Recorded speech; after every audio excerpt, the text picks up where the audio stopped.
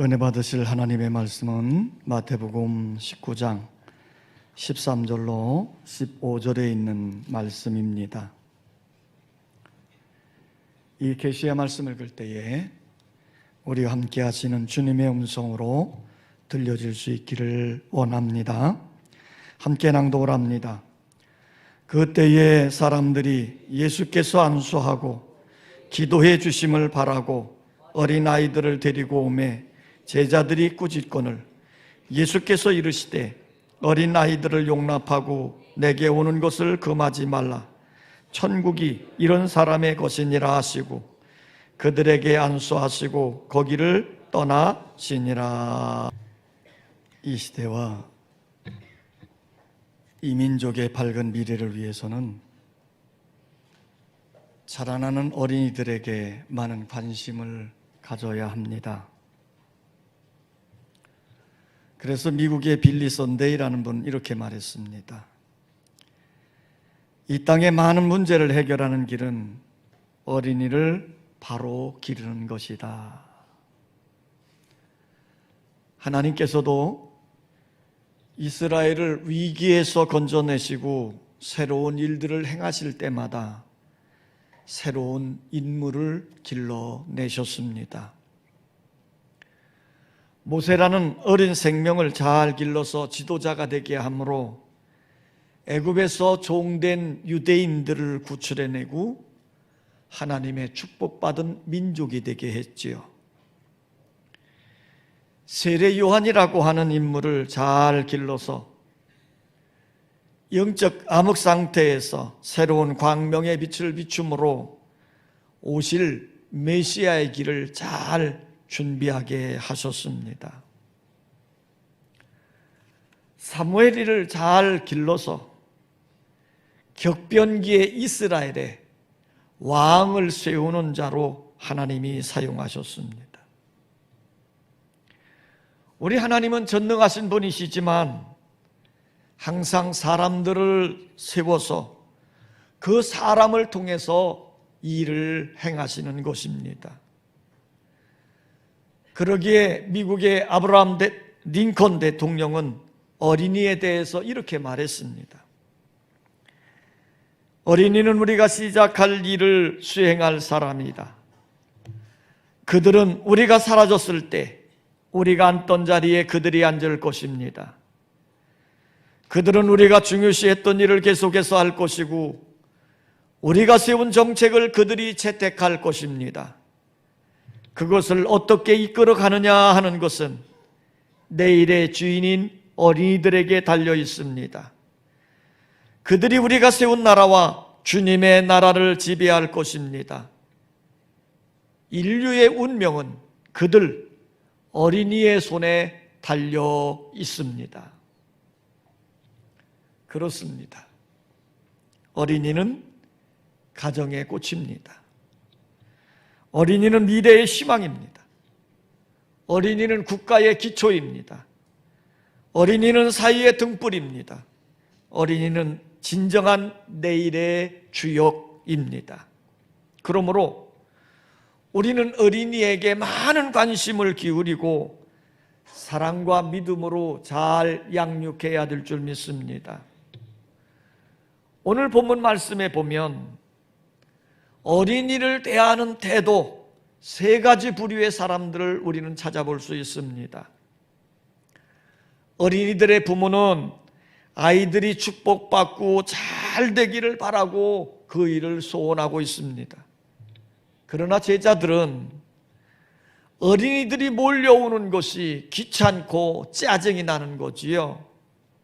그런데 예수님은 어린이들이 자기에게 나오는 것을 대단히 환영했습니다. 더 나아가 어린 아이들이 하늘나라의 주역인 것을 알고 그들을 품에 품으시고 축복 기도까지 해 주셨습니다. 여러분, 어린이는 내일의 주인공이고 희망입니다.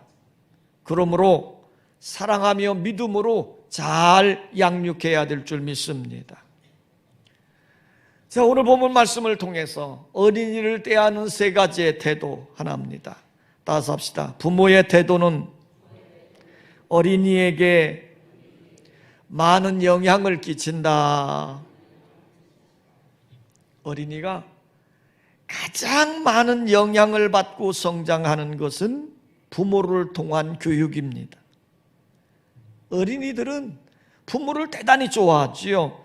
그렇기 때문에 맹목적으로 부모님을 닮아가고 부모님을 통해서 배워가는 겁니다. 미국의 유명한 전신분석학자인 에릭슨이라고 하는 분이 이런 논문을 한 적이 있어요. 히틀러의 어린 시절의 전설이란 글입니다. 그 글 중에 보면 히틀러의 출생지는 독일이지요. 독일의 브라나운이라고 하는 시골이었습니다. 그런데 이 브라나운에는 하나의 기념비가 세워져 있었다고 그래요. 그 기념비는 프랑스의 나폴레옹 군대와 싸워서 장렬하게 전사했던 팜이라고 하는 사람을 기념하는 기념비였습니다. 히틀러는 어린 시절 자기 동네에 세워진 그 기념비를 보면서 성장을 했어요. 독일의 위대한 꿈을 꾸면서 그는 성장을 했다는 겁니다. 그런데 이 히틀러의 아버지는 술주정꾼이었고 부인을 마구 때리는 일을 일과처럼 하는 사람이었고 때로는 어린 히틀러까지도 매질을 했다고 합니다. 그렇기 때문에 어린 히틀러는 아버지에 대한 미움과 증오심이 대단히 컸다고 그래요. 반면에 어머니는 아버지보다 23살이나 나이가 어렸는데 남편에게 받는 학대 때문에 자신의 아들인 히틀러에게는 무엇을 잘못하나 해도 책망하는 법이 하나도 없이 무조건 덮어주고 맹목적으로 그 아들을 사랑해 주었다는 겁니다. 결국 히틀러는 아버지와 어머니의 갈등 속에서 자라게 되어졌지요. 그러다가 그는 독일의 실권자인 총통에 올라서게 되어진 겁니다. 근데 이분이 얼마나 대단한 생활력을 가지고 있느냐면 평생에 술, 담배, 커피를 먹지도 않고 피우지도 않았답니다. 그는 오직 한 가지, 세계를 정복하는 일에만 미쳐 있었던 거지요. 히틀러는 이런 구호를 제창했습니다. 우리는 행진하리라. 모든 것이 조각날지라도 오늘 독일은 내 것이 되고 내일 나는 온 세상을 정복하리라. 자, 이런 행진력을 가지고 온 유럽을 다 정복한 거지요. 이 정복의 욕망 속에서 유태인 600만 명이나 학살하는 처참한 일을 자행하기도 했습니다. 이 논문을 쓴 에릭슨이라고 하는 분은 여기서 두 가지의 교훈을 우리들에게 던져주고 있습니다. 하나는 히틀러가 저지른 무서운 살인 행위는 그가 어렸을 때 아버지를 향해서 품었던 미움과 증오심의 결과였다는 것입니다. 그러므로 우리 부모들은 자녀들에게 증오심과 미움의 대상이 되지 말아야 된다 그랬어요. 두 번째는 그의 어머니로부터는 맹목적인 무조건적인 사랑을 받았기에 이 히틀러는 오직 독일만을 생각하고 독일만을 외치고 그 환상에 사로잡혀서 정복 행진을 계속했다는 겁니다. 자신의 잘못에 대해서 한 번도 책망을 들어본 적이 없기 때문에 이 히틀러는 자신이 독일로 세워가는 것이 정말 잘하는 일인 줄 알고 결국 세계 모든 사람들의 무서운 악한 자로 둔갑을 하고 만 것이지요. 그러므로 어린이의 어릴 적 영향을 받는 것은 대단히 중요한 일입니다. 왜냐하면 성장해서도 어른이 되어서도 그 영향을 받고 살고 있기 때문이에요. 부모들은 자기의 자녀들이 잘 되기를 바라는 마음이 간절합니다. 오늘 13절 말씀을 보면요, 그때 사람들이 예수께서 안수하고 기도해 주심을 바라고 어린아이들 데리고 오매 그랬습니다. 부모들 마음에는 간절한 소원이 있습니다. 그것은 자녀들이 잘 되기를 바라는 마음이에요.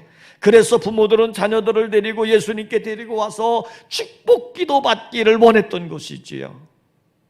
여러분, 여러분의 자녀들이 잘 되기를 바란다면 부모들은 자녀들에게 믿음으로 잘 양육을 하고 말씀을 잘 가르쳐야 할 줄 믿습니다. 왜냐하면 어릴 적의 기억과 경험이 평생을 움직이기 때문이에요. 그래서 러시아의 그 유명한 문학가 도스토예프스키는 이런 말을 했습니다. 좋은 기억, 특별히 어렸을 때의 가정생활에 있어서 좋은 기억처럼 장래에 큰 가마를 주는 일은 없다. 이렇게 말하면서 어린이가 장성해서 어른이 되었을 때까지 가장 큰 영향을 주는 분은 어머니이다 그랬습니다. 여러분, 가정에서 신앙교육은 대단히 중요한 것입니다. 특별히 우리 감리교회 장신자 요한 웨슬레의 어머니 수산나 여사는 신앙교육, 가정의 신앙교육에 있어서 대단히 모범적이었던 분 중에 한 분입니다. 그분은 19명의 자녀를 낳았는데요, 이 19명의 자녀들을 매일 손을 얹고 기도를 해주고 난 다음에 잠자리에 들게 했다는 거예요. 또 하루에 3차례씩 시간을 정해놓고 그 자녀들을 위해서 기도했다라는 것이죠. 그렇게 할 때에 요한 웨슬레, 찰스 웨슬레 같은 위대한 영적 거장들이 만들어지게 된 것입니다. 여러분, 정말 여러분들의 자녀가 잘 되어지기를 바란다면 신앙으로 본을 보이고 기도를 가르쳐야 될 줄 믿습니다. 그럴 때 여러분의 자녀들이, 어린이들이 믿음의 영향력을 끼치는 믿음의 사람들로 성장하게 되는 것입니다. 따라서 합시다. 제자들의 태도는 어린이들의 미래를 불행하게 만든다. 부모들은 자신의 자녀를 예수님께 데리고 와서 축복받기를 간절히 원했습니다. 그런데 제자들은 이런 부모들을 꾸짖은 거예요. 한마디로 말하면 제자들은 어린이들을 귀찮게 생각한 겁니다. 소중하게 생각하지 않았어요. 몰려오는 사람들이 많이 있는데 아이들까지 데려와서 귀찮게 여긴다, 이런 생각이었습니다. 물론 제자들의 심정도 어느 정도 이해할 수는 있습니다. 예수님이 많은 일을 하시느라 매우 피곤해 하시는데, 그래서 그분을 쉬게 해드려야 되는데 아이들까지 데리고 와가지고 귀찮게 하면 어떻게 하느냐, 이게 제자들의 반론입니다. 그러나 예수님은 제자들이 그러한 태도를 못마땅하게 생각하셨어요. 오히려 어린이들을 품에 안으시고 축복 기도까지 해 주신 것입니다. 이처럼 어린이들에 대해서, 자녀들에 대해서 무한한 가능성을 발견하고 그들을 이해해 주고 사랑해 주어야 됩니다. 그럴 때 이 어린이들은 성장해서 미래의 기둥 같은 일꾼들로 세워지게 되는 것이지요.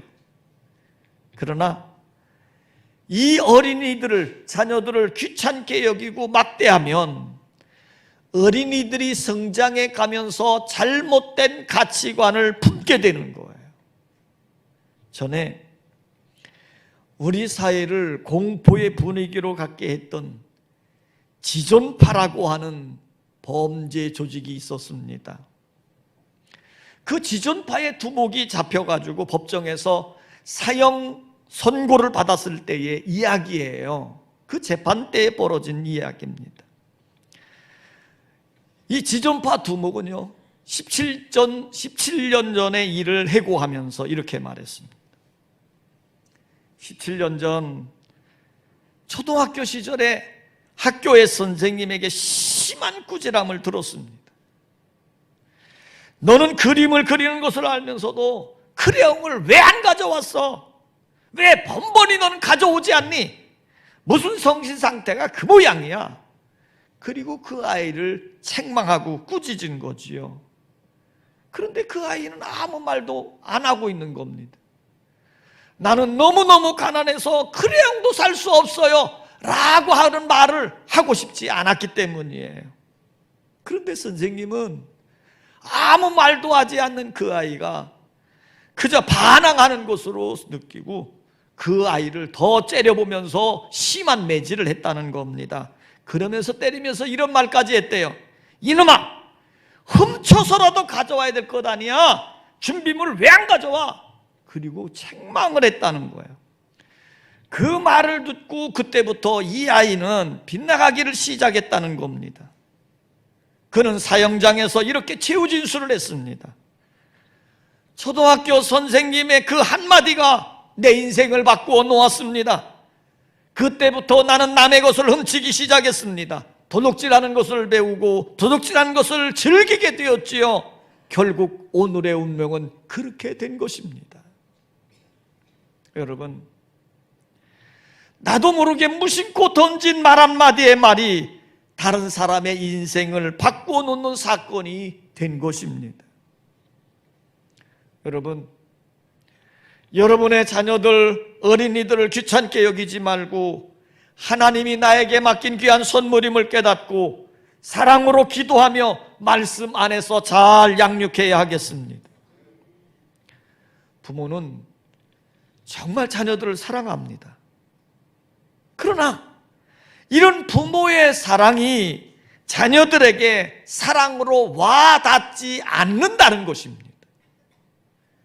어느 청소년 기관에서 청소년들에게 이런 질문을 했답니다. 너는 부모에게 사랑을 받고 있다고 생각을 하느냐? 이런 질문이에요. 그런데 놀랍게도 이 질문에 대한 우리나라 청소년의 95%가 이렇게 대답했답니다. 아니요. 만약 여기에 앉은 부모들에게 당신은 당신의 자녀를 사랑합니까? 하고 질문한다면 100%가 예, 정말 사랑합니다, 이렇게 대답할 것입니다. 어떻게 해서 부모와 자녀들 사이에 이와 같은 엄청난 괴리가 존재할까요? 피곤하다고, 바쁘다고, 귀찮다고 하면서 부모를 정말로 필요로 하는 아이들을 귀찮게 여기지는 않았는지요. 이제 우리는 이 자녀들에 대한 무한한 가능성을 발견해야 됩니다. 그리고 예수님처럼 이들이 천국의 주역임을 깨닫고 그들을 환영하며 그들을 사랑하며 진실로 그들을 위해서 축복 기도를 해주어야 될 줄 믿습니다. 그럴 때 이 자녀들이, 어린이들이 자라서 이 땅에 큰 거목들로 세워지게 되는 줄 믿습니다. 따라서 합시다. 예수님의 태도는 어린이들에게 꿈과 비전을 심어준다.